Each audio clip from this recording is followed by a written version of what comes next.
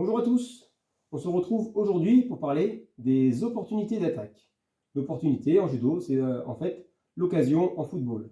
Ces opportunités peuvent être construites par Tori, celui qui attaque, mais elles peuvent être également données par Uke, celui qui chute, celui qui subit. Voyons maintenant ces 8 opportunités.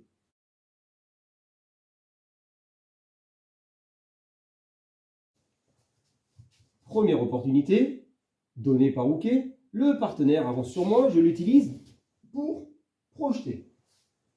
Deuxième opportunité, vous l'avez compris, c'est lorsque Uke recule. Il recule et je peux engager ma technique.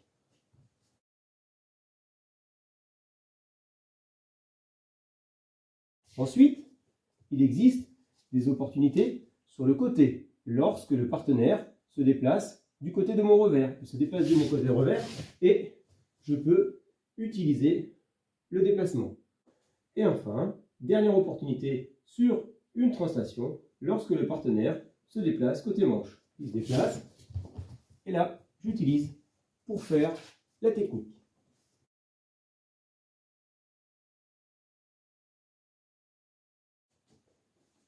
Passons maintenant aux rotations.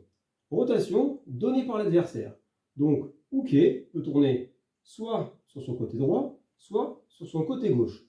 Deux opportunités que je peux utiliser. Par exemple, s'il se déplace sur son côté droit, place en rotation, je peux utiliser pour projeter. On va se décaler pour avoir un meilleur angle. Il se décale sur sa droite en rotation et j'utilise pour projeter. A l'inverse, il peut tourner sur sa gauche en rotation et autour de moi et c'est une opportunité que je vais également utiliser. Il tourne, il tourne, il tourne, il tourne, il tourne et là, je vais faire un sasae inversé, forme compétition.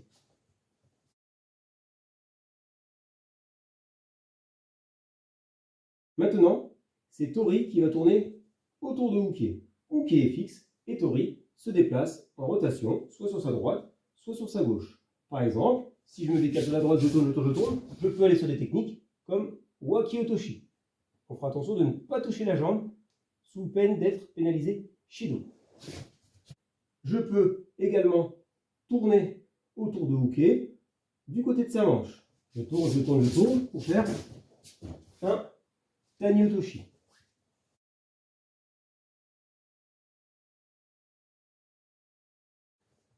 Donc si je résume, il y a 4 opportunités en translation. Uke qui avance, Uke qui recule, Uke qui va sur sa gauche, Uke qui va sur sa droite. Ça, c'est les 4 opportunités en translation. Ensuite, il y a 4 opportunités en rotation.